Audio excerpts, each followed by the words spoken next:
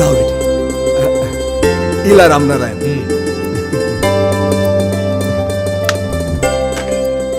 पैर छुआ। खुश रहो। राम नरेश, हमनी के एक के साथे पुलिस के ट्रेनिंग कैनी था और एक साथ एक ही थाना में ड्यूटी भी ज्वाइन कैली, लेकिन हमनी के दोस्ती रिश्तेदारी में बदल जाई ये कबो नहीं सोचली। राम नारायण तो तोहार बड़ापन है। खुश तो हम बहुत बानी, काहे कि बैठे बिठाए आकाश ऐसे हमें दामाद मिल गई। राम नारायण, सविता बिटिया से कुछ पूछेगा तो पूछ ली। अरे काहे शर्मिंदा करत बड़ा हो राम नरेश, कोनो अच्छा मुहूर्त निकाल के ब्याह के तैयारी करा। तो फिर इला मिठाई खा, अब हम दोस्त से संधि बन गई नी।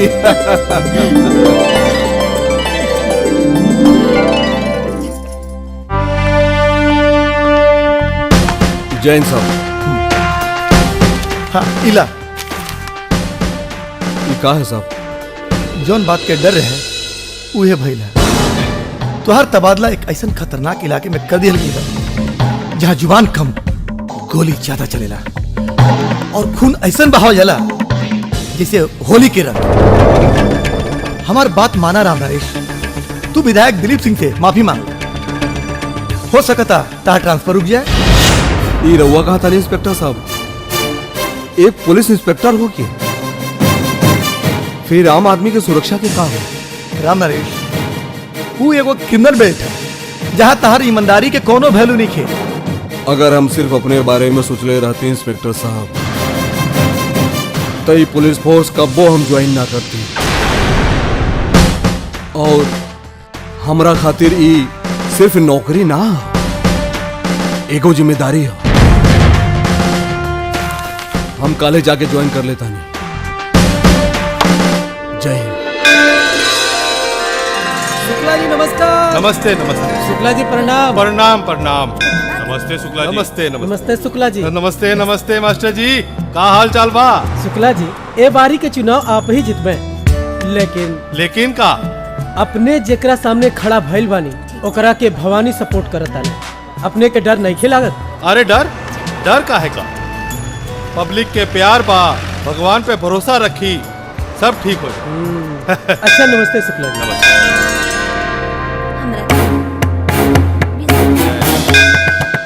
शुक्ला जी नमस्ते। हाँ नमस्ते। नेताजी प्रणाम। प्रणाम प्रणाम। का हाल चाल बा? प्रसाद ना लेबा? प्रसाद?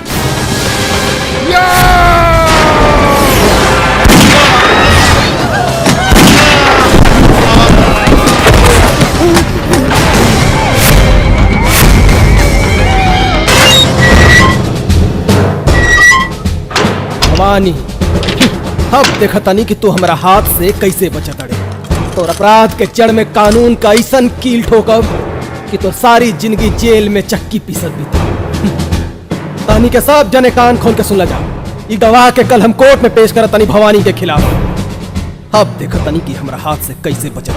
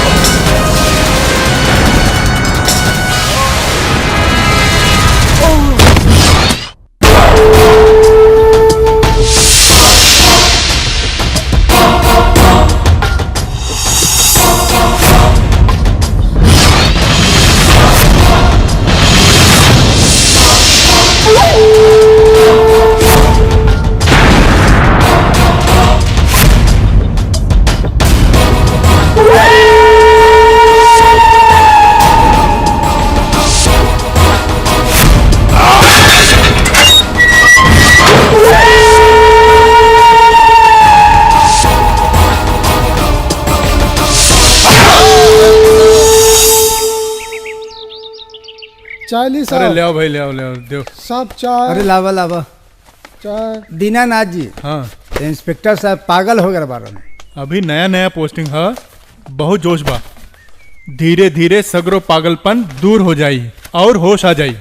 रहुआ ठीक कहता नहीं, का जरूरत रहे भवानी सिंह से पंगा लेवे के, वो बिना मतलब। वो का है, हर महीना ई थाना में भवानी सिंह के भेजल रुपया से भरल मिठाई के डब्बा आ जाला। खा के चुप रहे के चाहनू। देखा ना, खाम खा एगो फूल वाला बेचारे के जान चल गई। अरे भाई, खून का डब्बा साफ ना भइल का? अरे जल्दी करें, इंस्पेक्टर साहब आते हुए हैं। रुको भैया रुको।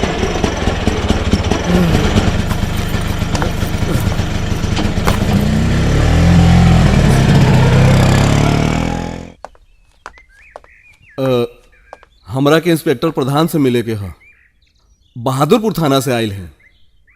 हवलदार राम नरेश। अच्छा अच्छा, रहुए नाम बा राम नरेश। तो रहुआ यहाँ काहे खातिर रहनी है? रहुआ बहादुरपुर में रह जती नू आए।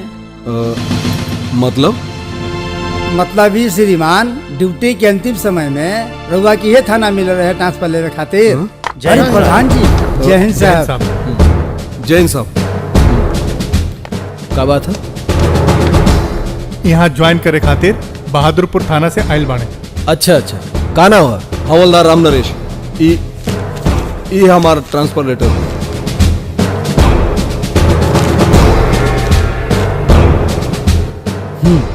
ठीक बा।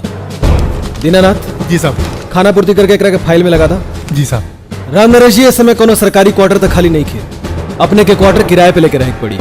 जैसे ही क्वार्टर खाली हुई हम आपके अलॉट करवा दे। ठीक बस। दीनानाथ जी साहब। राम नरेश जी नया हो, तनी इनकरा के क्वार्टर दिलवावे में मदद करा। जी साहब। जय हिंद। छोड़ दो भाई। हाँ, संभाल के बेटा, साइकिल जरा संभाल के। बाबूजी, हाँ, हमने के यहाँ कब तक रहल जाई? अरे बेटी, जब तक सरकारी क्वार्टर ना मिल जाए तब तक। उठाओ। और सरकारी क्वार्टर कब तक मिली? अरे जब सरकार चाहिए बेटी तबे ना मिली। और सरकार कब तक चाहिए? नया जगह बा, कुछ दिन यहाँ रह लेबो तभी यो जगह अच्छा लागे लगी। राम नरेश जी नमस्कार। आइए, नमस्ते नमस्ते। आइए दीनानाथ जी। और कोनो बात की तकलीफ तो नहीं के? ना ना ना, बिल्कुल ना। तोरा सहयोग से तो ये जगह हमरा के मिल गई। अच्छा अच्छा। और सब? हाँ बस सब ठीक है। अरे सूरज बेटा, एक कुर्सी तो लेके आवा। जी बाबूजी। और सब मजे मजे पहुंच गए ना? हाँ, अच्छा। सब ठीक है। हाँ, आइए, ला, ला, यहाँ ला। बैठी। दीनानाथ जी, हमार बेटा नमस्ते। सूरज, ये हमार बिटिया नमस्ते। सविता, अहू देव की हमार पत्नी। अच्छा अच्छा, नमस्कार। ये हमार परिवार। हाँ हाँ, बहुत बढ़िया बहुत बढ़िया। राम नरेश जी, हाँ आप लोगन के कोनो बात की तकलीफ होगी तो हमरा के बता दे। हाँ हाँ, काहे नहीं। ऐसा है कि एगो जरूरी बात आपके बतावे के रहे। हाँ हाँ। उ ई कि इहवा बड़ा संभल के रहब। काहे कि यहाँ के माहौल कुछ ठीक नहीं खे। यहाँ अपन आँख कान सब बंद रखब। बात ई भवानी सिंह के इलाका है। यहाँ अपने काम से काम रखले में ही भलाई बा। हाँ जी। काहे कि आप लोग यहाँ नया बानी। ई सब बतावेला अपन फर्ज बा। हाँ? अच्छा, तो हम चलते हैं। बहुत बहुत धन्यवाद। थाने में मुलाकात हुई। नमस्ते।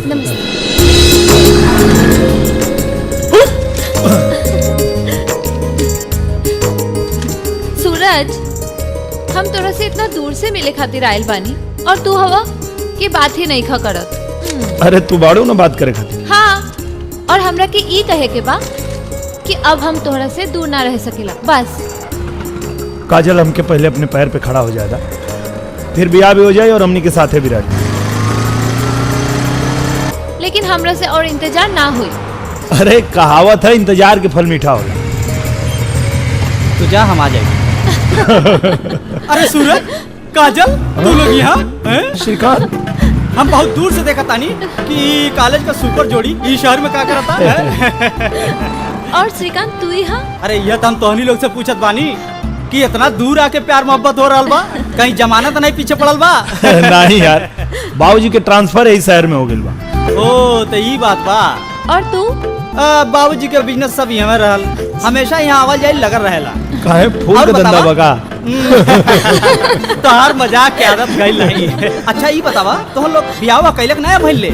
हम तो कब से तैयार बानी, पर ये सूरज माने तब ना।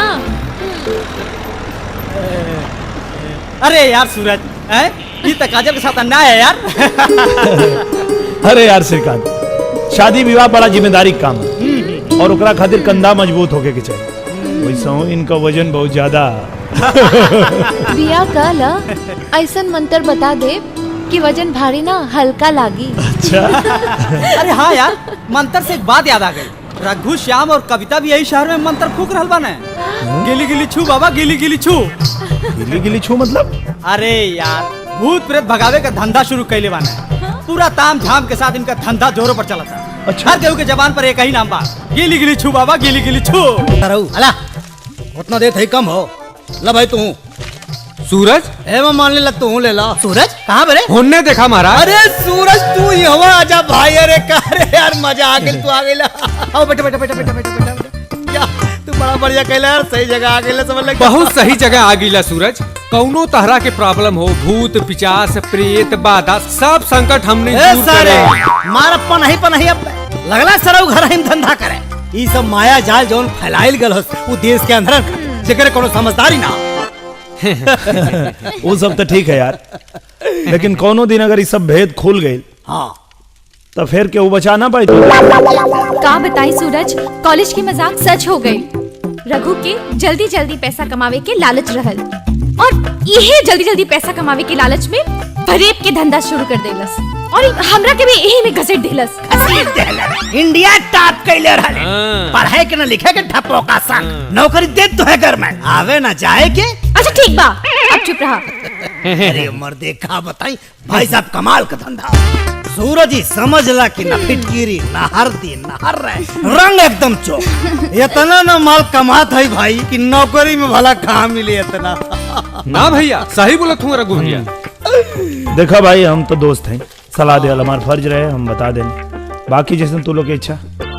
अच्छा हम चलम ना, तो देर हुई तो माई बाबूजी परेशान हुई। हे भाई, सलाह तो तू ठीक है देला, लेकिन एक बात बतावा, देश का बाबा टीवी पे बैठ के छकले हवा जगह पका गए हूँ।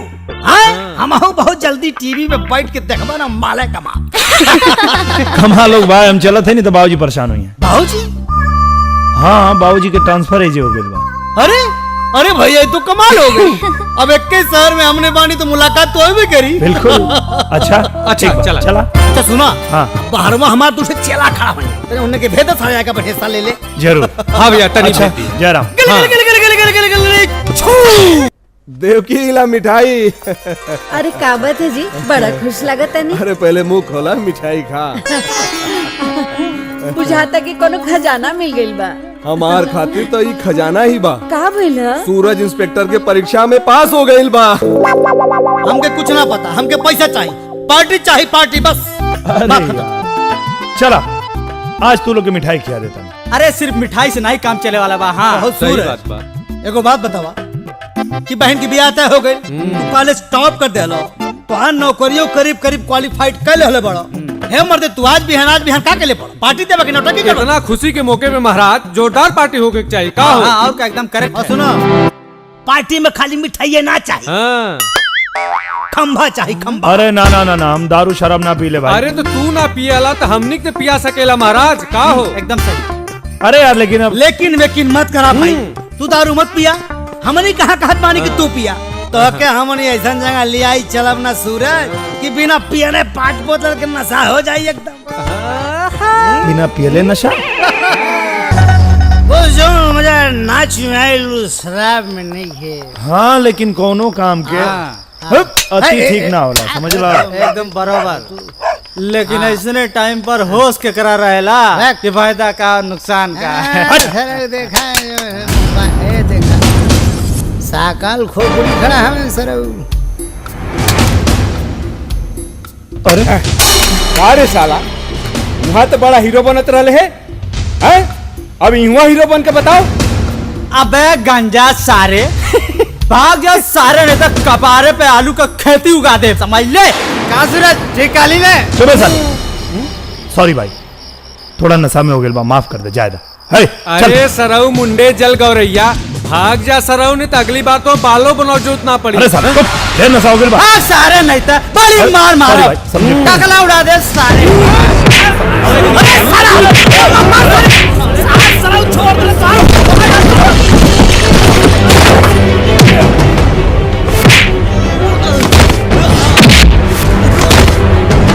सारा उन्हें खत्म कर दे। अरे ठीक है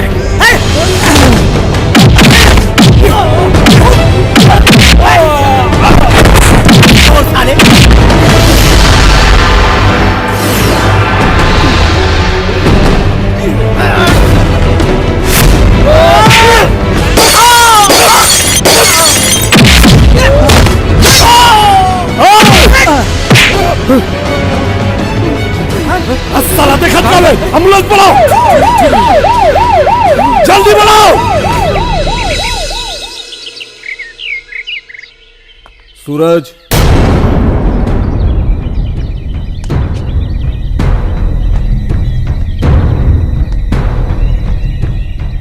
कहाँ रहले सारी रात? श्रीकांत के एक्सीडेंट हो गए तो हॉस्पिटल। हॉस्पिटल से पहले कहाँ रहले? ओ बाबूजी बाबूजी क्या करते नहीं जी? शान लड़का पर हाथ उठाते नहीं। देवकी ये हमार सूरज ना हो। गुंडा हो गई बाई, शराब पी के मारपीट करत बाई। अरे ऐसे लफंगा के तो ना हमार दिल में जगह बा ना हमार घर में। ये क्या कहते नहीं जी? अरे माई की तरफ का देखा था? निकल यहाँ से निकल। बाबूजी सूरज बाबूजी अरे रोकी ना जी, रोकी ना, कैसे मत चल जाओ सूरज। अरे जा जो के बाबूजी भैया के रोक ले। अरे यहाँ रह के हमारी इज्जत के आरती उठा दे सी। नहीं चाहिए सुन बेटा।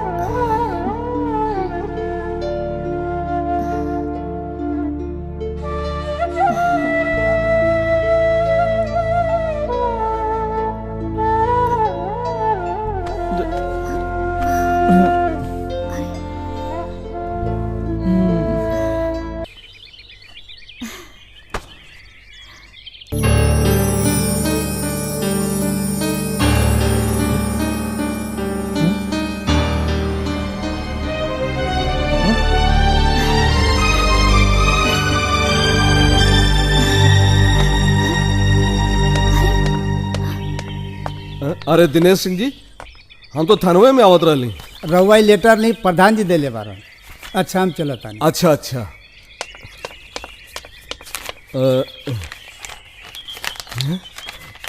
अरे देवकी, देवकी खुशखबरी बा। का है जी? जल्दी आओ जल्दी आओ। पुलिस ट्रेनिंग का लेटर अपने सूरज के। हाँ बाबूजी। हाँ बेटी अगली महीने ज्वाइन करेगी बा। भैया की जब ये बात पता चली तो वो कितना खुश हुई। बहुत खुश हुई। लेकिन ओकर पता कहाँ चली? पता नहीं कहाँ बा हमार बेटा। अरे तू चिंता मत कर देवकी, हमार बेटा हम ओकरा के खोज के लाई। तू तो बस ओकरा के आवे के इंतजार कर। बाबूजी भैया हमार बेटा। हम तो माफ कर दी बाबूजी। ना बेटा ना, ऊ कहल जाला सुबह के भुलाइल शाम के आ जाई तो ओकरा के भूलल ना कहा जाला।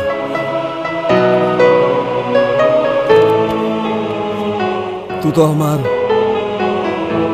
जिगर के टुकड़ा है बेटा सूरज।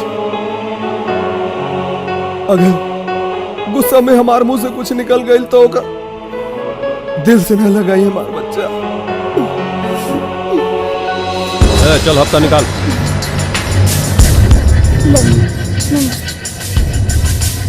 पैसा निकाल। अबे धंधे ना भेल भैया। साले सोखल बास के कई दारू भट्टी पर रोज तोहार दुकानदारी के गर्मी देखिला। चुपचाप पैसा निकाल, नहीं तो ऊखी खान पेरम ना तो खुज्जा नियर छितरा जाइबे, बुझले? साले पैसा पैसा नहीं चल निकल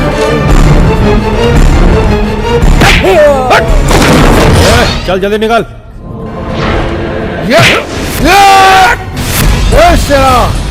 तू इलाका में रंगदारी टैक्स लेवल बंद कर दे। ये भवानी भैया के इलाका है और एजा के रंगदारी टैक्स सिर्फ और सिर्फ भवानी भैया के जाए। शेरा के बसेरा में आके डेरा जमावे का अंजाम जानत पड़े। अरे भवानी भैया से दुश्मनी थोड़ा बहुत महंगा पड़ी समझ ले। अबे दोस्ती और दुश्मनी से हमरा कोनो मतलब नहीं है। देख शेरा खून का नदियां बजाई के कंधा चुपचाप चल जाओ यहाँ से नहीं तो कहीं हमार माथा ठनकल ना तो कहानी के जवानी के कहानी बदल जाए।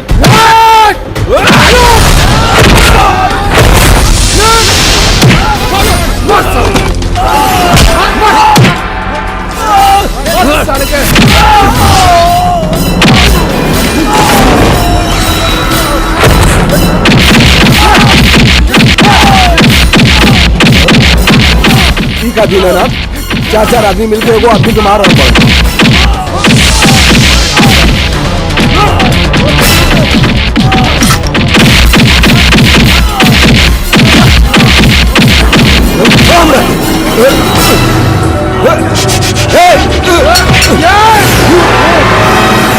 वर्दी छोड़।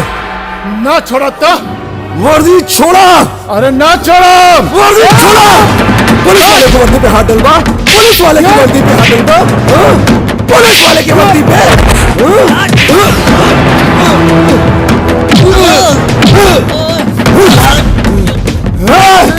पुलिस वाले की वर्दी पे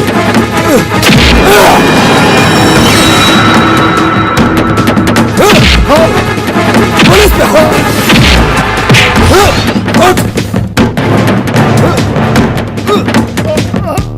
ले चला के ले चला पुलिस की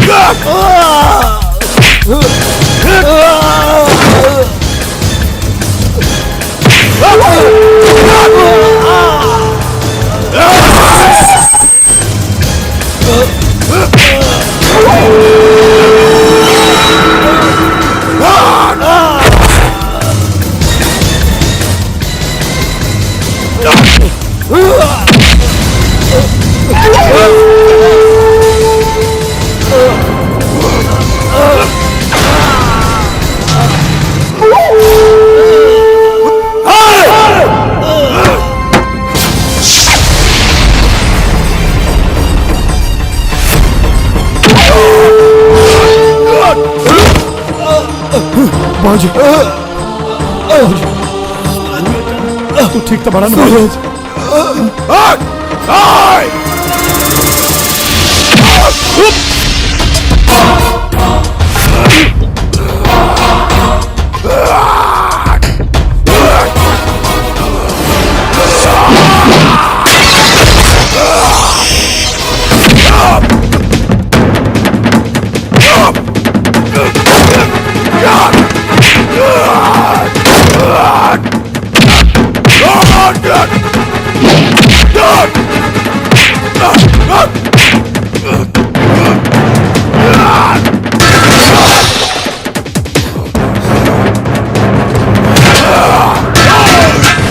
किन करा के हम जेल में बंद करके रखी। ये आप जैसन कानून के रक्षक का बेटा हो, भला ये गलत कैसे हो सके ना। गलती तो एकरा से हो गई बा इंस्पेक्टर साहब, समझ में नहीं आवत कि हम का करी। एकरा के बीच में ना आवे की चाहिए। एगो गुंडा आपके ऊपर हाथ उठावत रहे बाबूजी, हम कैसे बीच में ना आए थे। ओकरा के रोकल पुलिस के काम बा और पुलिस अपन काम करता। हम एक पुलिसकर्मी हैं, जौन हम कैली वो हमार फर्ज बा, लेकिन तू का कैला? हम जौन कहनी वो हमार फर्ज रहे बाबूजी। बाप के रक्षा कैल बेटा के फर्ज है। हम कोनो गलती नहीं कैली। अरे एकरा के समझाई, ये मूर्ख बा इंस्पेक्टर साहब। एकरा के नहीं मालूम कि भवानी के मार के ये अपने आप के कितना बड़ा मुसीबत में डाल ले। राम नरेश जी, भवानी के मार के सूरज बहादुरी और साहस का काम कैले बड़न। अरे आपके तो इंदिरा पे गर्व होके के चाहिए। इंस्पेक्टर साहब, अगला महीना एकर पुलिस ट्रेनिंग शुरू हो रहल बा। हम नहीं चाहत कि सूरज के खिलाफ कोनो केस बने, ना तो एकर भविष्य खराब हो जाए।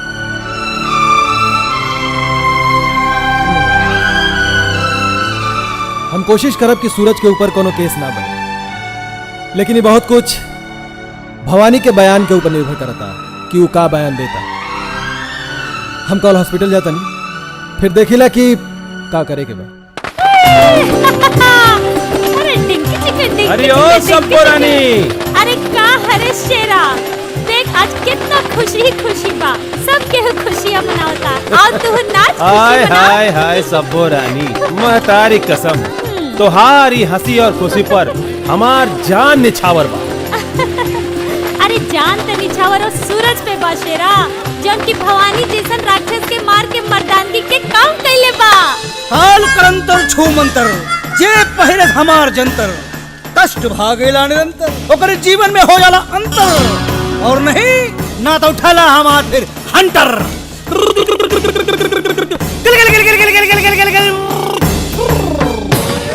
दुष्टात्मा बोल बोल बोल। ई भोली भाली परिवार के पीछा छोड़े खातिर का लेली बोल। 100 साल से हमारा आत्मा भटका, हमार डिमांड पूरा करे के वादा करा। फिर सोचा हाँ, कहीं से कि ई दोनों लोग के मन में अभय ने दुविधा बा। दुविधा बा ना बाबा ना। हाँ। अरे दुविधा कुछ ना बा, सब पूरा होई। हे चांडाल निर्मोही चुड़ैल, अगर हमार डिमांड पूरा ना भइल तो हम ई दोनों के जिंदगी बर्बाद कर दे। बर्बाद बर्बाद बर्बाद।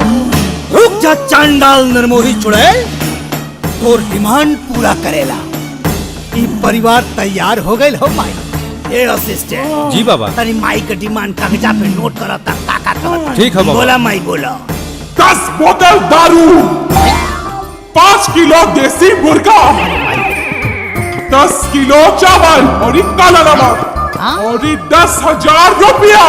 ए माई, पिछले जन्म में पटना रेलवे स्टेशन पे भीख मांगत रहलू है का? चुप! इतना काहे गुस्सात हूँ माई? ए दमदमी माई, 10,000 रुपया करबू का हो?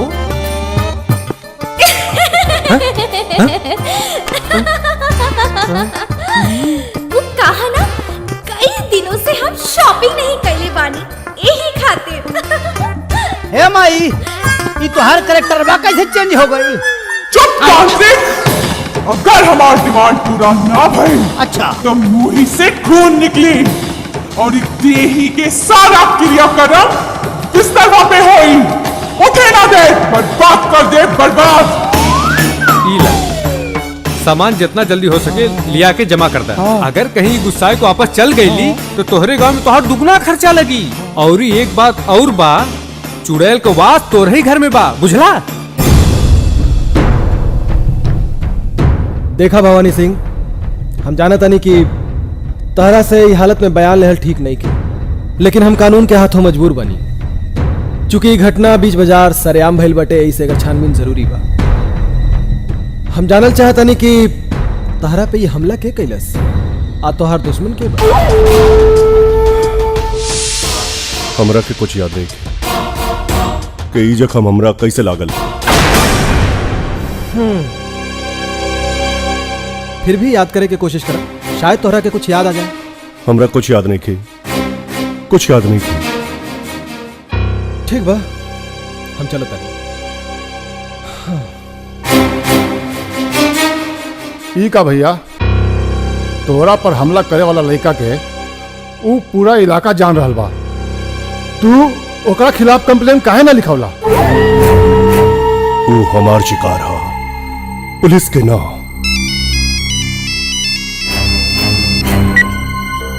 हेलो, हाँ प्रणाम। जी जी बिल्कुल ठीक बा। हाँ अभी डॉक्टर कुछ दिन आराम करे के सलाह दिले बारन। जी हाँ अभी कुछ दिन अस्पताल में रहे के पड़ी। जी जी जैसन आदेश। प्रणाम। केकर फोन हा? विधायक तिवारी जी का फोन रहे। 2 बेर पहले भी फोन करके हालचाल पूछले बाड़न और अस्पताल में भी फोन कैले बाड़न। कोनो सुख सुविधा के कमी ना हो यही जा। और हाँ लेकिन वो कहले बाड़न कि अस्पताल से निकलने के बाद सबसे पहला मुलाकात उनकरे से होके के चाहिए। का भौरी भैया, इंस्पेक्टर साला का करे आयल रहल? बयान लेवे आयल रहे। भवानी भैया चाहता रन कि वो सुरजा के खुद अपना हाथ से मारस, लेकिन ओकरा से पहले हम उस साला के हाथ पैर तोड़ दे।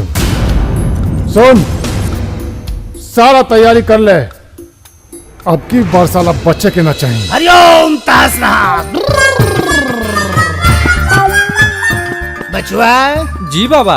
भक्त के का कष्ट बा? बाबा एकरा मकान पे कुछ लोग जबरन कब्जा कर लेल बाड़े। ओकरा से छुटकारा चाहती है। छुटकारा? छुटकारा के लिए फुटकारा से काम नहीं बेटा, रुपया निकालना पड़ेगा। रुपया की बात हो गई बा, खाली उपाय बताई। तब तो काम हो जाई, भक्त काम हो जाई। एकरा खातिर हमके सबसे पहले निर्मोही चुड़ैल के बुलावे के पड़ी। गिल गिल गिल गिल गिल गिल गिल गिल निर्मोही चुड़ैल भक्त से आओ। ए माई तू के बाड़ू हो? हम हई निर्मोही चुड़ैल।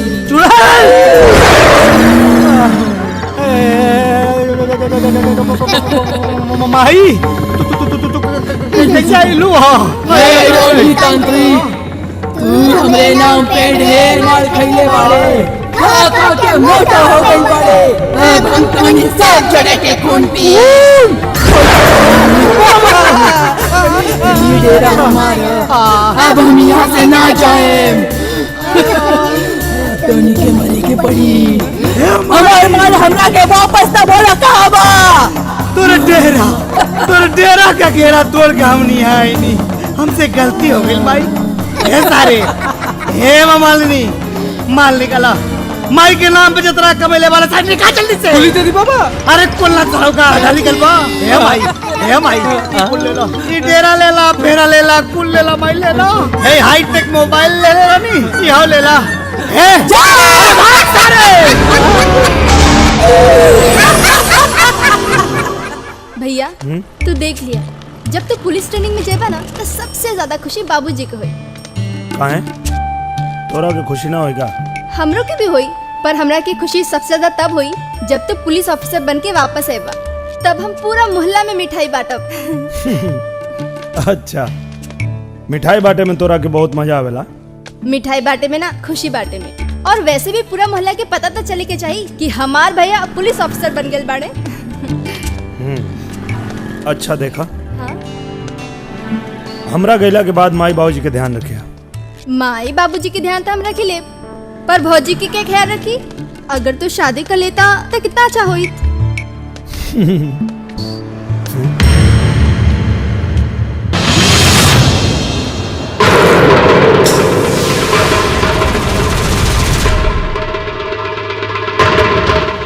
भैया के हाई लोग भवानी के आदमी में से। बाबूजी लड़ाई खातिर मना कैले बड़े, चला यहाँ से।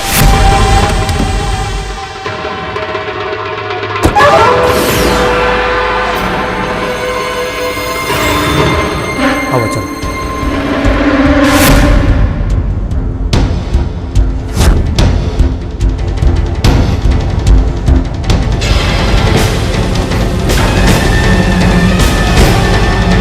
चलो भैया,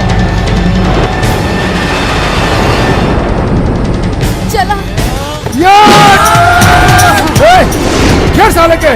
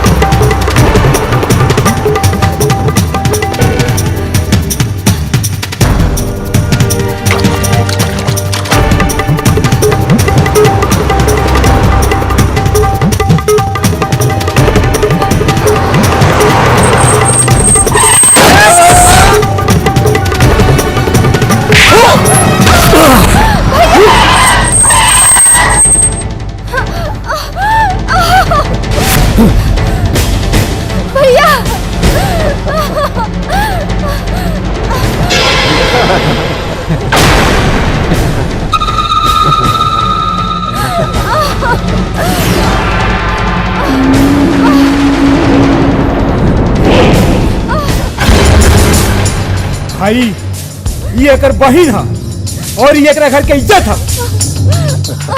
एकर इज्जत तो हम लुटब, हम, ताकि एकरा के पता चले कि भवानी भाई के बरसों के बनावल इज्जत पर सरे बाजार हाथ डाले के अंजाम का होला। तो उतार दो एकर इज्जत, कहा ताकत बाड़ा। उतार एकर कपड़ा।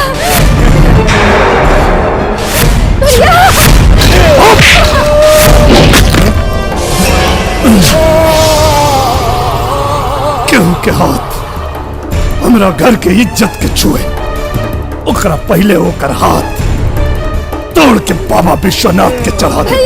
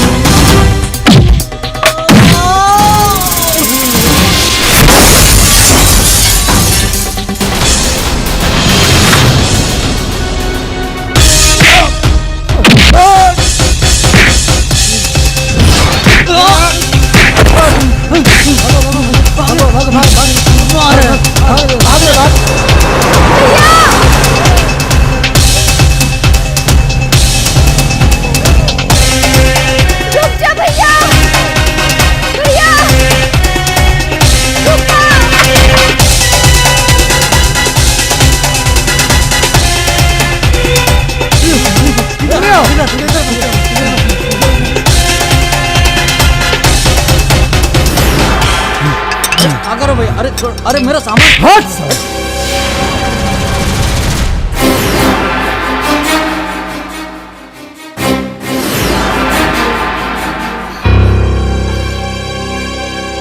भैया भैया चले यहाँ से।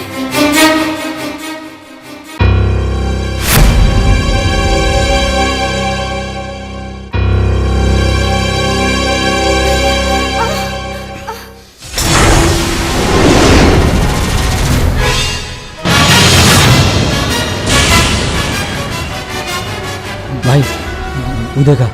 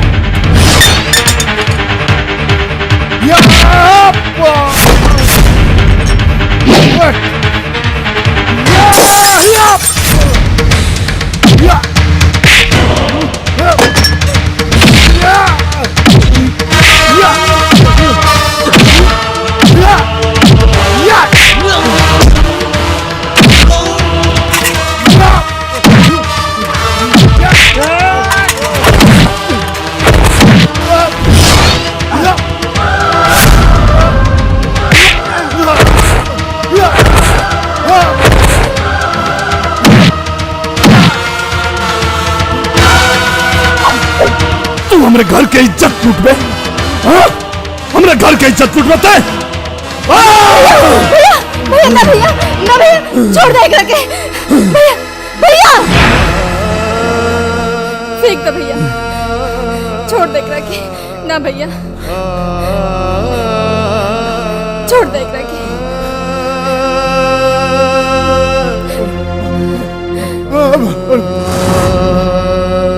हटा।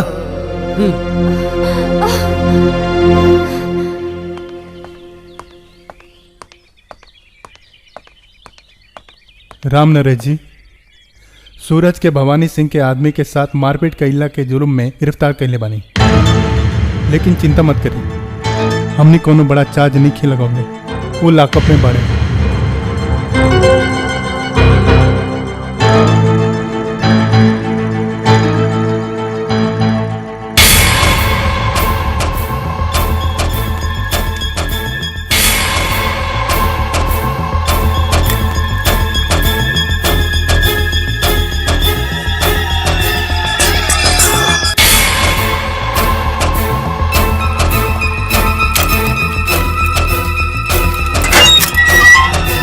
का रे यही बारे तो का पलनी हो बाबूजी हो ये बारे पलनी तो का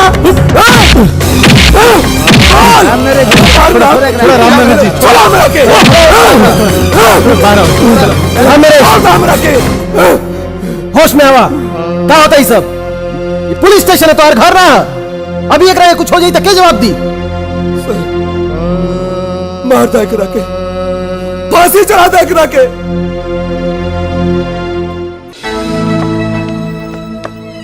जय हिंद साहब। साहब सूरज। ठीक बा, तू जा। जी साहब।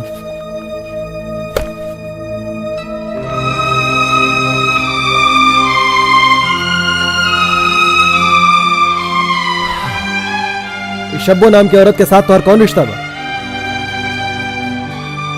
कौन रिश्ता नहीं के? तो वो तो और यहाँ जमानत देवे कहाँ आयल रहे?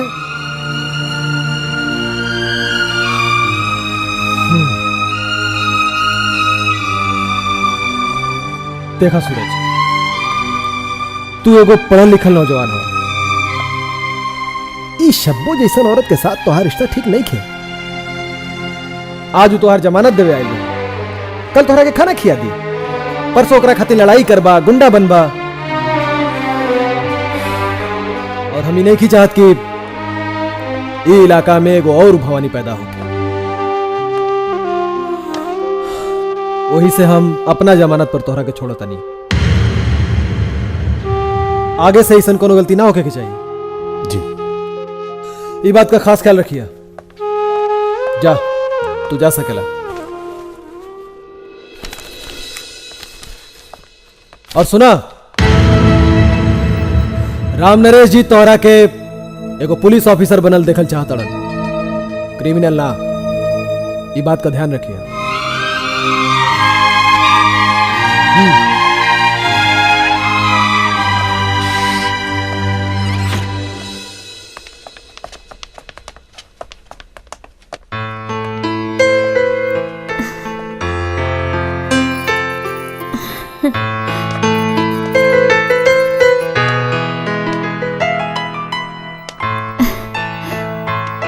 काहे हमरा पीछे पड़ल बा? हाँ? हमरा जमानत खातिर थाना में आके का साबित कर चाहत तू? तू इतना गुस्सा हो गेला सूरज? हमसे कोनो गलती हो गेल का? बहुत बड़ी गलती भइल बा। जब हमार तोहरा से कोनो रिश्ता नहीं खे, तब बिन बुलावल मेहमान की तरह हमरे जीवन में आवे कोशिश काहे करत तू? काहे से कि हम तासे प्यार करीला। तू बहुत बड़ी पागल बाड़ू, और तारा ई पागलपन खातिर हमरा दिल में कोनो जगह नहीं खे।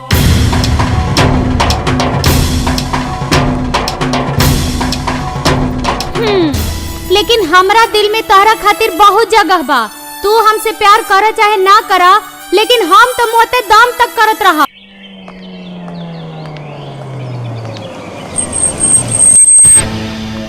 सूरज, हमरा के तोरा से बहुत जरूरी बात करे के बा। आओ बैठा। देखा सूरज, हमहू एगो बेटी के बाप बानी, और बेटी के शादी की चिंता हर बाप के हुक्बे करेला, और हमरा भी बा। हमार कहे के मतलब ई बा कि काजल के ब्याह के इंतजार हम और ना कर सकेले। रिश्तेदार भी ब्याह जल्दी करे के दबाव बना रहे बड़े। जी, हम बाबूजी से बात करें। सूरज, अपना बाबूजी से बात करे के जरूरत नहीं खे। हम तोहरा ब्याह के बात नहीं की करत। समझत बाड़ा हम का कहल चाहत बानी? समाज में हमारे एगो इज्जत बा, रुतबा बा, और तारा ऊपर जौन दाग लागल बा, ओसे हमार दामन दागदार हो जाए, और ओकर छींटा काजल बेटी पे पड़ी, और केहू भी बाप अपना बेटी के जानबूझ के कुआं में नहीं ढकेल सकत। बेटा काजल के ब्याह में तोरा तरफ से ऐसा कुछ ना होके के चाहिए जौना से होकर शादीशुदा जिंदगी शुरू होके से पहले खत्म हो जाए। हम तारा से हाथ जोड़ के विनती करत बानी। ऐसा मत करें बाबूजी, आप हमारे पिता तुल्य हैं। हम ऐसा कोनो गलती ना करें जौना से आपके या आपके बेटी के। अरे हमरा के ई कहाँ लेके चलैला? कोनो अच्छा रेस्टोरेंट देख के खाना तक खियादा। अरे महाराज ना खाना तो कम से कम एक चाहिए पिया देता। मारब सारे ऐसा झापड़ मोड़ से अब बिल्डिंग फेंकने लग बता लोग। खाना खाई है सारा, खाना खाई है। अरे सारे पाप जवन 2-4 पैसा रहल तवन दमदमी माई लेके चल गई नी। मोबाइल तक तो छोड़बे ना गई नी। पैसा कहाँ घंटा मिली सारा, रेस्टोरेंट में खाई है सारा। हम तो पहले ही कहत रही कि ई सब झूठ फरेब के धंधा छोड़ दा, लेकिन हमार केहू सुने तब ना। अब हमार भूख से जान निकलता। मैं देख ले हुआ अपन हेमा मालिनी तब तक कुल पैसा ब्यूटी पार्लर में जात रहे। मन लिपस्टिक होठ लाली लागत रहे मुंह में, लागत रहे जैसे जमन अब्बे नाचे वाली बड़ी सिनेमा में। तू ही खर्चा करत रहला। तो सराऊ खर्च करत रहनी तो हम ही कहत रहनी साले कि खाली कुल मुंह पे खर्चा करिया। अब तू सराऊ लगला जींस पैंट जूता मोजा खरीद ले सारे। पेटे के बारे में सोचले होता था तो हारी ई दिन आवत देखे के लागना खराब खराब साले बता दे थे। रघु कविता, अरे रघु कविता श्याम तू लोग यहाँ? अरे कविता तू अकेले और सूरज कहाँ?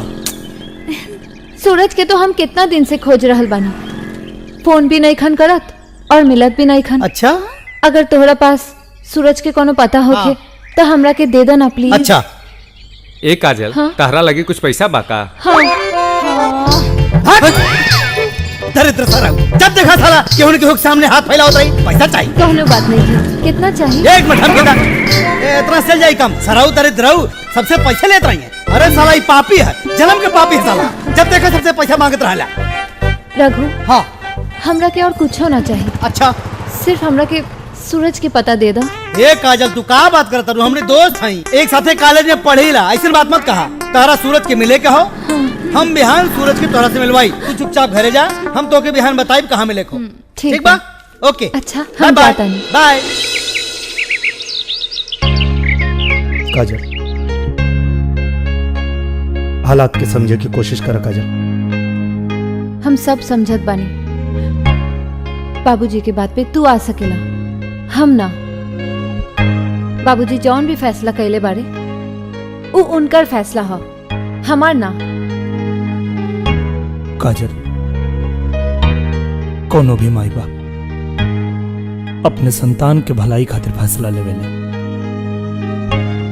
और अगर तोहार बाबूजी तोहार भलाई चाहता रे तय में कोनो बुराई नहीं के। अपना बाबूजी की बात मान ला और हमके भुला जा।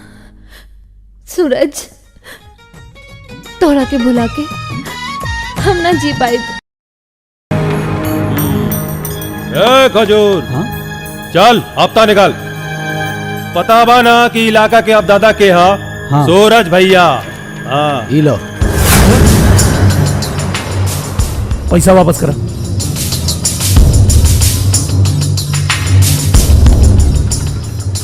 का होता है सर? अरे भैया ये सब हम तहरे खातिर तो करता नहीं। तू चिंता मत करा, एक एक पाई के हिसाब तो के मिल जाई।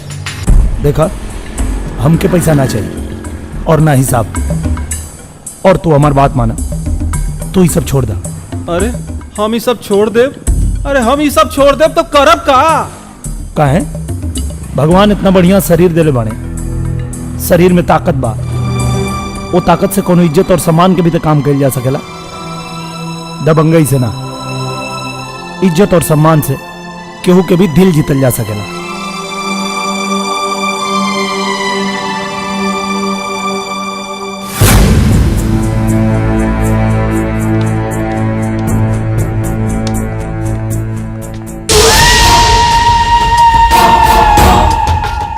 दरोगा हमरा जिंदा देख के तोरा मन में कवनो खौफ त नहीं खे? खौफ जुर्म करे वाला के होखेला भवानी। जुर्म रोके वाला के नाम। कुछ न कर पाई तू कहे कि भवानी अपन हर घाव के हिसाब रखेला और ओकर तरीका कबो सीधा ना होखेला। आपन तरीका बदलला भवानी, काहे से कि कोई भी घटना कभी भी दोहरावल जा सके और किस्मत हमेशा साथ ना देवेला। किस्मत तो उलैका के खराब बा जेकरा के तू बहादुरी के मेडल देत फिरत बाड़ा, तू कुछ न कर पाई बा। होकर जिंदगी के कहानी पर मौत के लकीर खिंचला से नईखा रोक सकत।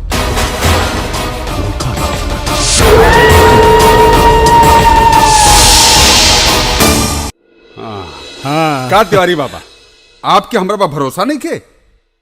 अरे भाई, तोहरे जैसे लोगों के भरोसे तो हम इतना बड़ा चक्रव्यूह रचले बानी। ई भइल ना बात तिवारी बाबा। का हो तिवारी बाबा? अरे भवानी, आवा आवा, बैठ जा। अस्पताल से सीधा यहां बुलावे के कारण जान सकीले हम? भवानी, तू तो जाने लग तोहरे बगैर हमार हर काम अधूरा बा। अरे भाई, तोरा खातिर हमरे पास एगो खास काम बा। आवा आवा बैठा, आवा बैठा ना। तोहरा से एगो काम बा। काम तो हमरा पर सिर्फ एक ही बा, उदू कौड़ी के लोंडा के परलोक भेजल, जवन हमरे इलाके में हमरा पर हाथ उठवलस। ओकरा के हम ऐसन मौत मारब कि भवानी सिंह के नाम से सबके देह के पानी सूख जाए। देखा भवानी, हम राजनीति करीला राजनीति, और राजनीति में दूर के चाल पहले सोचे के पड़ेला। तू ताकत से ना, दिमाग से काम ला, दिमाग से। हमरा के बुझनी मत बुझावा बाबा, बुझनी हमरा भेजा में नहीं खे घुसत। अरे हमरा काहे के मतलब ई बा भवानी, तू पहले हमार काम करा, उ लौंडा के मौत पे दस्तखत हम करब, हम। बस बाबा, वो हमार शिकार हा, ओकरा के हम मारब, हम।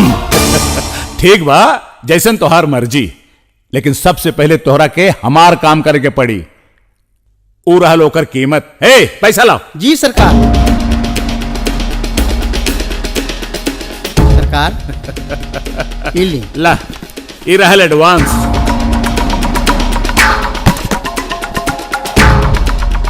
काम बतावा बाबा। भवानी,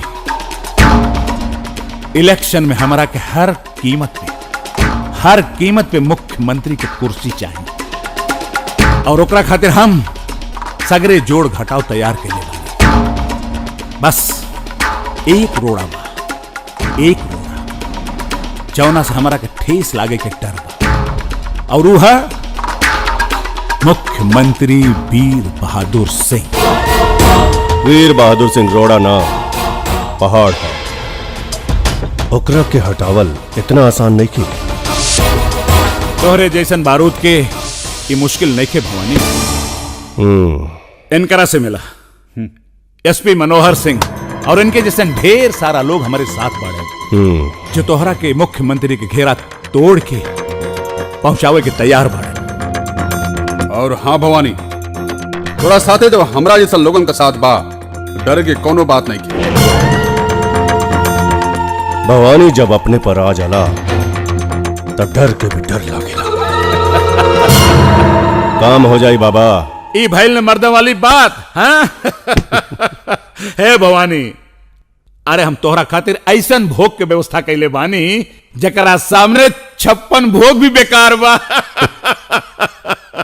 ऐसन का चीज बा बाबा? अरे बाबू, देखबा तो पगला जाइबा। ये मरे खानदानी पंडित बाड़न।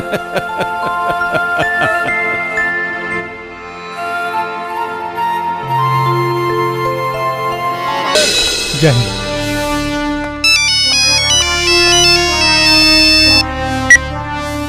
जय हिंद। का खबर बा?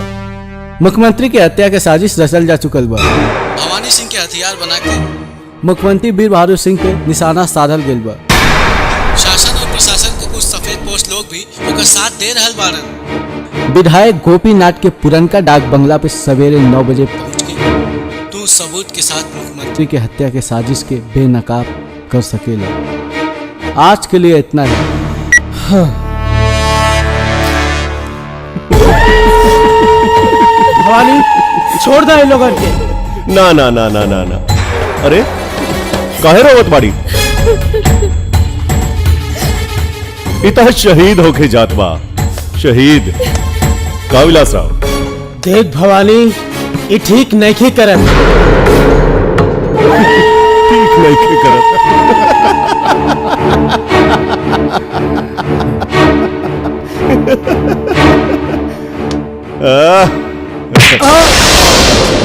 विलास राव, तोहार पूरा परिवार हमरे कब्जा में बा और तोहार मौत ही ओकर जिंदगी हा। और अगर कहीं तू बच गई ले तो तोहार परिवार तोहरा से मिले खातिर जिंदा ना रही। ए खातिर कोनो चालाकी या दिमाग दौड़ावे की कोशिश मत करी हा, ना तो ओकरा बाद ना तू रहिबे और ना तोर परिवार। हमनी के माफ करब। वो कहा आप मुख्यमंत्री जी के बहुत करीबी हैं, यह ले मजबूरी में आपके हमरा के इस्तेमाल करे के पड़ रहल बा। Sorry, I am very sorry. तू घबरा मत, हम तोरा परिवार के पूरा ध्यान रखब, ठीक बा? चला आवा गाड़ी में बैठ। खबरदार, क्यों हिलेगा कोशिश ना करे। विधायक जी, हमरा के आपका तलाशी लेवे के पड़ी। देखिए इंस्पेक्टर, हम जनता के प्रतिनिधि हैं, हमरा तलाशी के मतलब जनता की तलाशी। जनता के सुरक्षा खातिर ही आप लोगन का तलाशी लेवे के पड़ी विधायक जी। अब बोली, आप तलाशी देत हैं कि हम ली? देखा इंस्पेक्टर, हम मुख्यमंत्री निवास जा रहल बानी, वहाँ से हमरा विधानसभा भी जाए के बा। तोहरा तलाशी से हमरा लेट हो सकेला। लेट ना होखे, वही से कहता नहीं विधायक जी, हमरा के तलाशी ले लेवे दी। अरे तू हमरा के ना रोक सकेला। हमरा के मजबूर मत करा विधायक। भवानी जा रे, जल्दी बैठा। भवानी छोड़, छोड़ हमरा के, छोड़ हमरा के,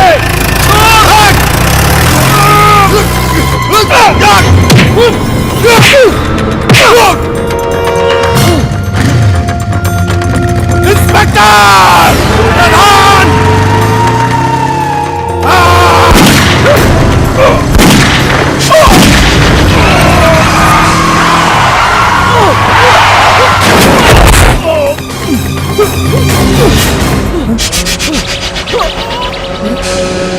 सर, अरे सूरज, ये क्या हो गया सर? सर हॉस्पिटल चल। हमरा के छोड़ो सूरज, और हम जोन कहता नहीं ओके सुना। सूरज, का बात बा बेटा? सब तो ठीक बा ना? कुछ ठीक नहीं है बाबूजी, प्रधान साहब को गोली मार के हत्या कर दिया गई। का कहा था तू? हाँ बाबूजी, हम सच कहा था नहीं। कुछ लोग मुख्यमंत्री साहब के हत्या के साजिश रच ले और बात के पता प्रधान साहब के चल गए। वो लोग यही से उनके गोली मार दिले बाबूजी। का बोला था तू? हाँ बाबूजी। ये कैसे संभव हो सके? इंस्पेक्टर प्रधान तो 2 दिन की छुट्टी लेके घर गई बा। सर, आप हमारे बात के भरोसा करें सर, प्रधान साहब के लाश हम अपने आंख से देख के होता नहीं सर। नौजवान, चूंकि ये मामला मुख्यमंत्री से जुड़ल बा, हम तोरा बात के झुठला के अनसुना ना कर सकेला। राम नरेश सर, हम वो जगह के देखे के चाहिए जहां ये हत्या भइल बा। कहाँ बा? आई सर।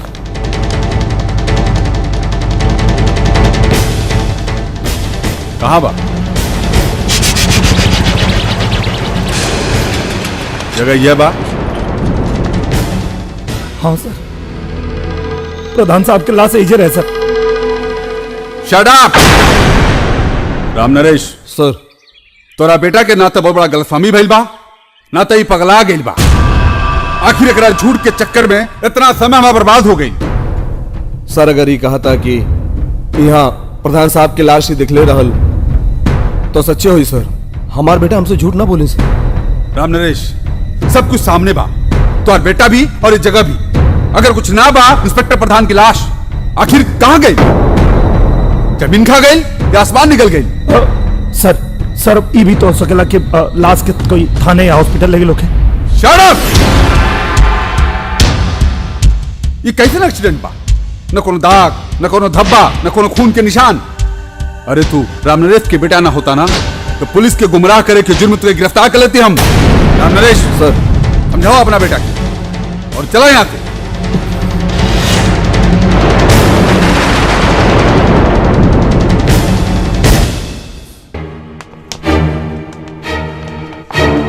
सर कुछ खास बात बा।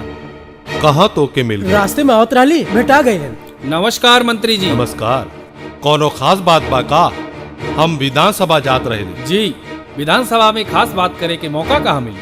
अच्छा कोनो बात नहीं के, चला गाड़ी में बैठा, रास्ते में बात हो जाए।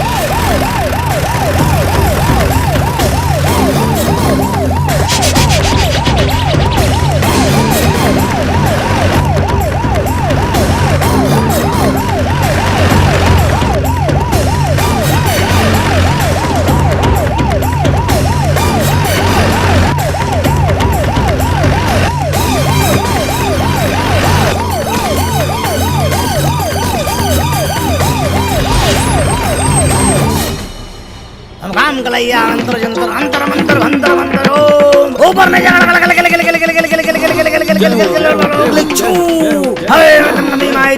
जल्दी से पानी बरसाओ। ये क्या होता? जल्दी से चलो हटा यहाँ से, हटा। कहाँ भाई बीच रास्ते में गाड़ी काहे रुक गई? ड्राइवर जी जा देख गाड़ी काहे रुक गई? पानी बरसावा भाई।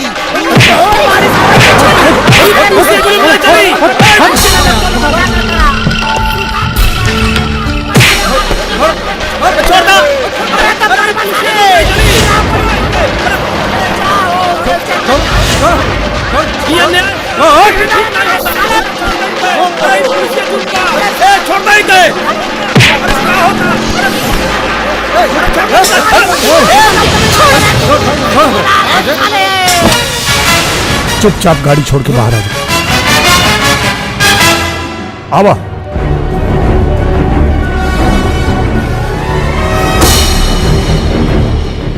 देख लड़के, तू अपनी इस हरकत से बड़ी मुसीबत में फंस जाई। सर समझे की कोशिश करी सर, मुसीबत में तो आप बानी और हम आपके मुसीबत से बचाव चाहते हैं सर। मुसीबत? कैसी मुसीबत?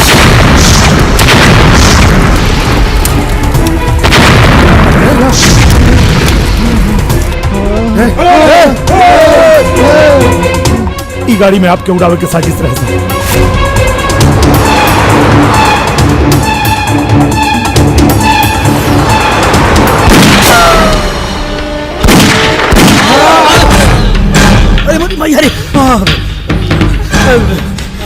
सूरज का हो सूरज?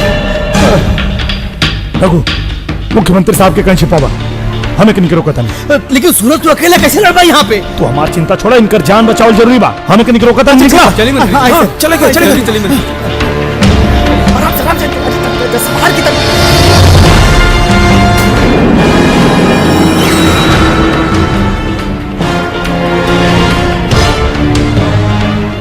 हमें नहीं जाता नहीं।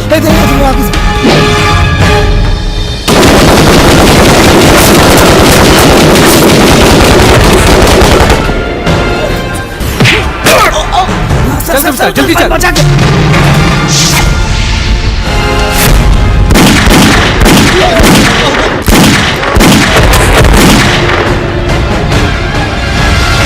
अब और छुप जाइए।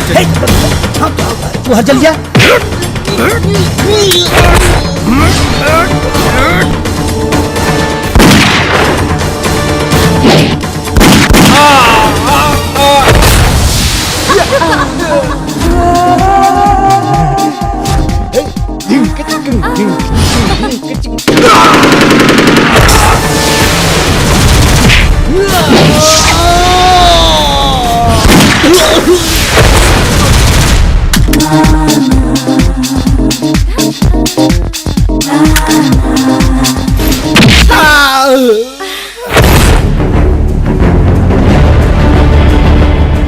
Yeah!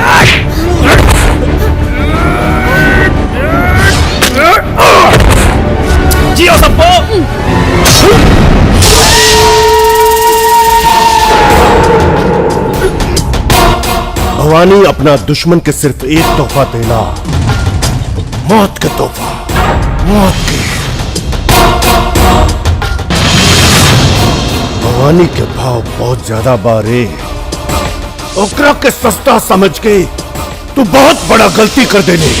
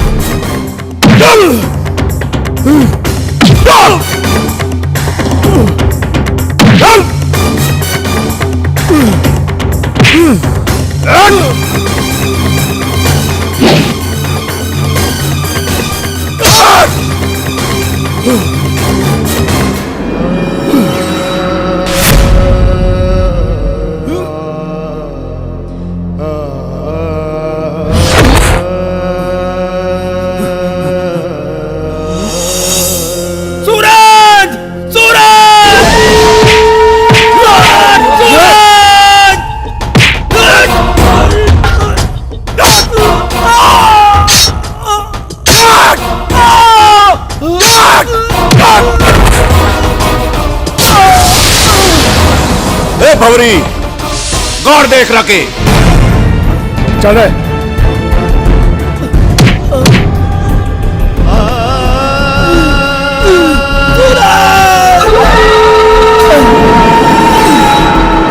सूरज, सूरज,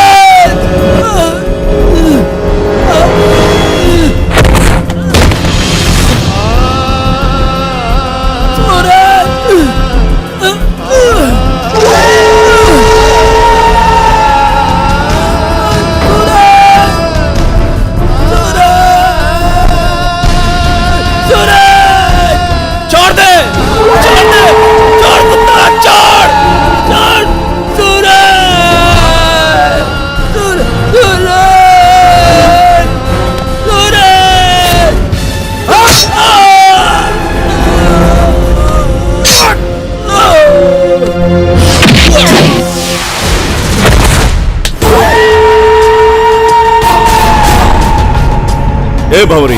हाँ भैया। देख सीएम यहीं कहीं छिपल हुई, खोज ओकरा की, खोज।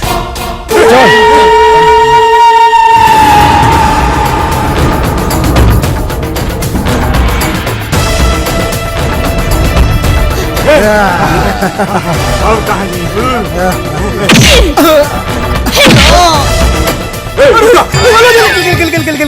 हे बेटा, हे बेटा, हमके काहे मरता? अरे सुन, तोहर शादी भइल हो, ब्याह करल चाहता है, ते काम करा फटाफट, तू एकदम लेट जा, ब्याह करे खो तो के। ठीक बा, हथियार नीचे रखा, हथियार नीचे रखा और चुपचाप सो जा, सो जा बेटा।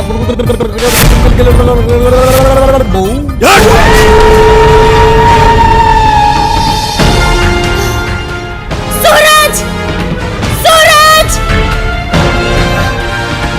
लामत खत्म कर देनी, ओकरा की जमीन में गाड़ देनी, वो कबो ना वापस आई। हे, सूरज वापस जरूर आई भवानी, और तोर नामो निशान मिटा दी। वो मर्द है मर्द, तोरे जैसन हैवान के खत्म करे खातिर आई। वो आसमान के चीर के आई, वो धरती के सीना फाड़ के आई, सीना फाड़ के आई। अरे जात कहाँ पड़े भड़ुए, डरा गईले का? अरे फाट गई का?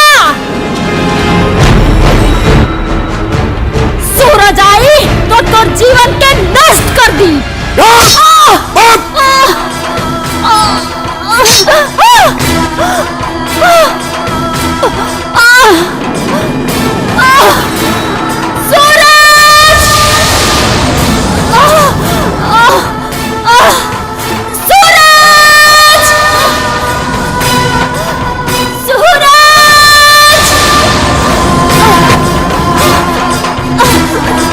सूरज!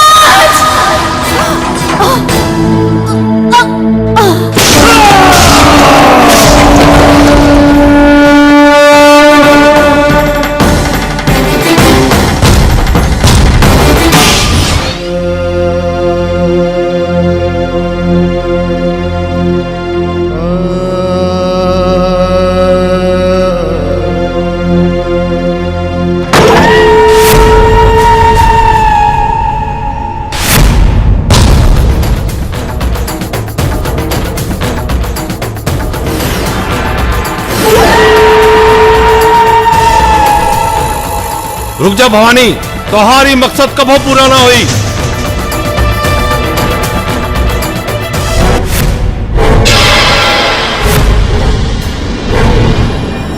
पकड़ा साले के।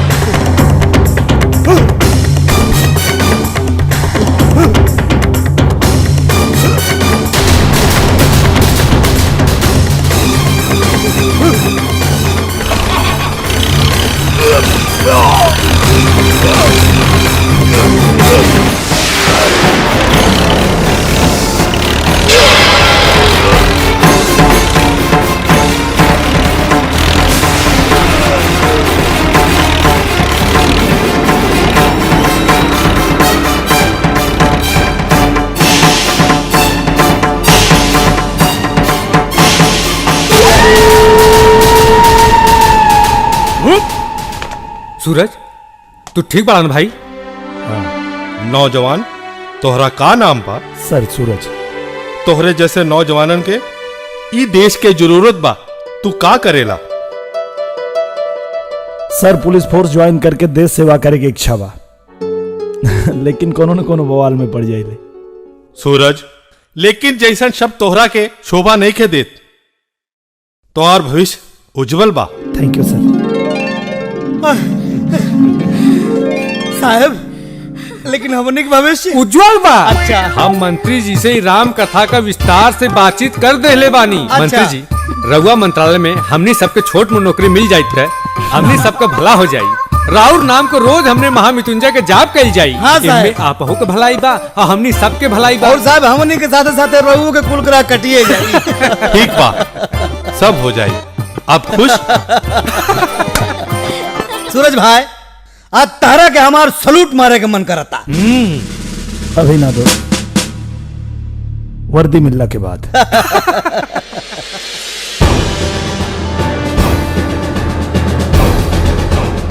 काजल, आई।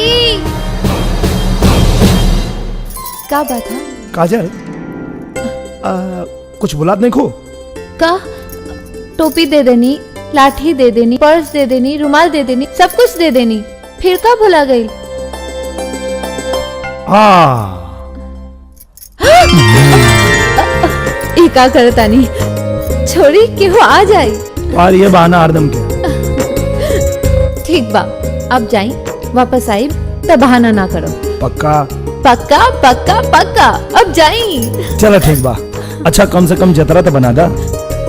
ठीक बा। भैया, भाभी। हाँ। और बहनी ठीक हो? हाँ। और आकाश ठीक बनी? माई कहाँ बड़ी? माई भी है ना? माई? हाँ, आवत नहीं। माई? अरे आवत बच्चा, कब आइलू? खुश रह, सब ठीक बा ना? हाँ। अरे देवकी, बाबूजी बुलाओ तारे। चलो चल।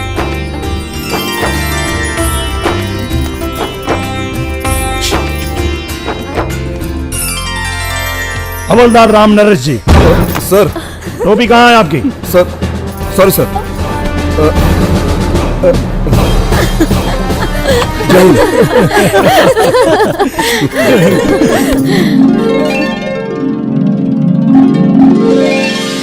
जय